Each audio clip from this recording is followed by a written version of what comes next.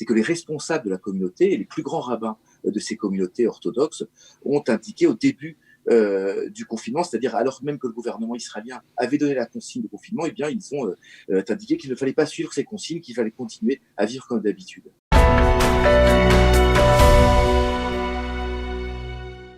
Bonjour Stéphane. Bonjour Cathy. Alors Bonjour Stéphane.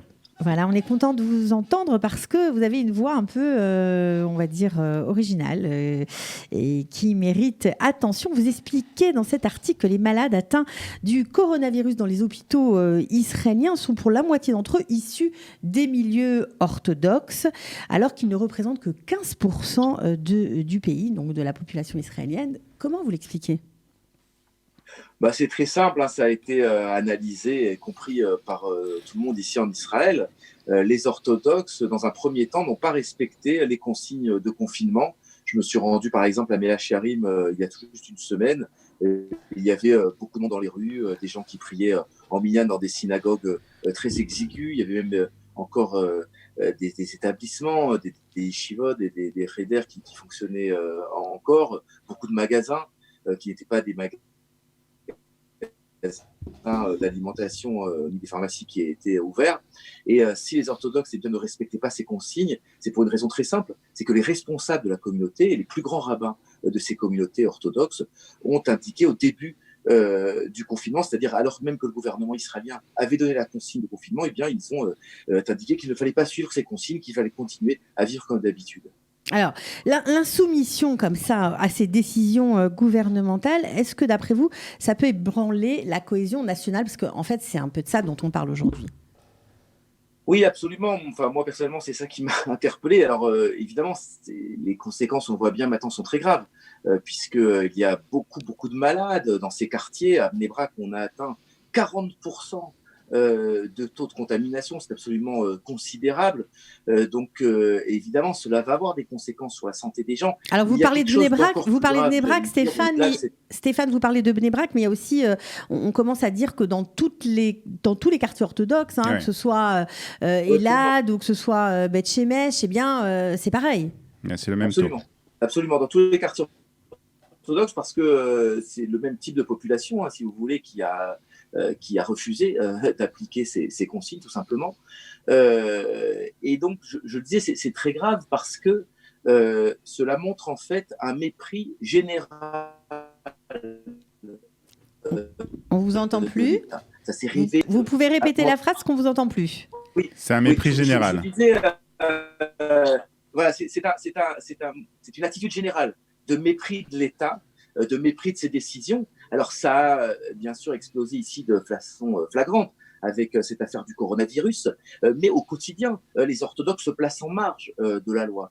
On le sait très bien, par exemple, pour l'armée. Ils refusent de s'engager dans l'armée, alors même que toutes les familles du pays envoient leurs enfants à l'armée, les envoient quelque part prendre des risques pour la défense nationale, pour le bien de tous. Eh bien, certaines communautés orthodoxes, la plupart même, malheureusement, s'excluent de cette obligation de l'armée. Alors certains ont dit que c'était un manque de communication même par rapport à leur chef spirituel, qui n'avait pas eu, on va dire, la communication adaptée en fonction de leur mode de fonctionnement, c'est-à-dire par affichage ou par téléphone avec des disques, qui en général, c'est comme ça qu'on avertit cette population qui n'a pas Internet, qui n'a pas les journaux. Oui, alors ça a pu jouer effectivement peut-être à la marge dans certains milieux, on va dire, très archaïques, qui effectivement sont coupés de tout moyen de communication, mais c'est pas ça dont je parle. Ce dont je parle, c'est la voix de rabbins absolument éminents, qui sont entourés de gens qui ont accès à tous les moyens de communication, et qui, j'allais dire, de manière effrontée, ont refusé ces consignes. Il y a quelque chose d'extrêmement ironique dans cette affaire, c'est que le ministre de la Santé lui-même est issu de ces milieux, et lui-même n'a pas veillé à ce que ces consignes soient appliquées correctement. Donc on voit bien là... Et il est malade lui-même. Et il est malade lui-même, et je ne sais pas où on est l'enquête, mais je crois qu'il y a des soupçons sur lesquels il aurait lui-même méprisé ces consignes de confinement. Alors donc, est-ce que vous pensez que ça peut ébranler notre cohésion nationale, clairement ? Je repose ma question. Alors, la cohésion nationale, non.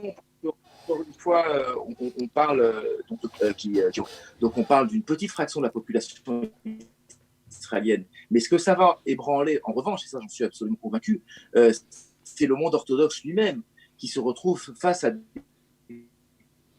qui se retrouve, on vous perd un peu, dommage. On vous a perdu, Stéphane. Le monde orthodoxe qui se retrouve. Oui. On vous entend pas bien. Dès que l'on trouve face à ces contradictions qui sont désormais insurmontables, comment est-ce qu'on... Pardon. Alors, vous m'entendez là, Cathy ? Oui, là, on vous entend. Oui. D'accord.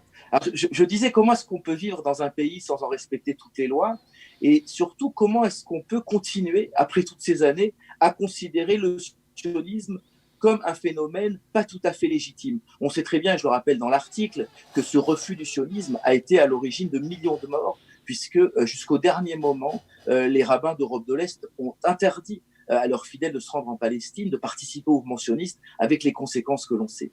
Mais avec la création d'Israël, cette hostilité n'a pas complètement disparu, et les mouvements orthodoxes ont refusé de se rendre à l'évidence, ont refusé d'accepter une souveraineté juive sur la terre d'Israël. Et donc, ils continuent, à cette occasion du coronavirus, à l'occasion de l'enrôlement dans l'armée, mais dans bien d'autres domaines. Je pourrais parler de l'attitude par rapport à l'administration fiscale, à la déclaration honnête de ses revenus. Ils continuent dans bien des domaines à défier l'État, à considérer que l'État d'Israël n'est pas complètement légitime. Et ça, si vous voulez, c'est absolument intolérable, non seulement, évidemment, du point de vue des autres citoyens, du point de vue de la cohésion nationale, comme vous le disiez, mais c'est également intolérable du simple point de vue religieux. Comment est-ce que des gens qui prétendent respecter les commandements vont pouvoir continuer à écouter ces rabbins qui les ont appelés aujourd'hui à ne pas se confiner et qui hier les ont appelés à ne pas venir participer au mentionnisme. Est-ce que vous pensez qu'il va y avoir une libération justement de cette population du joug de la direction de ces rabbins, ou ils vont continuer à les suivre ?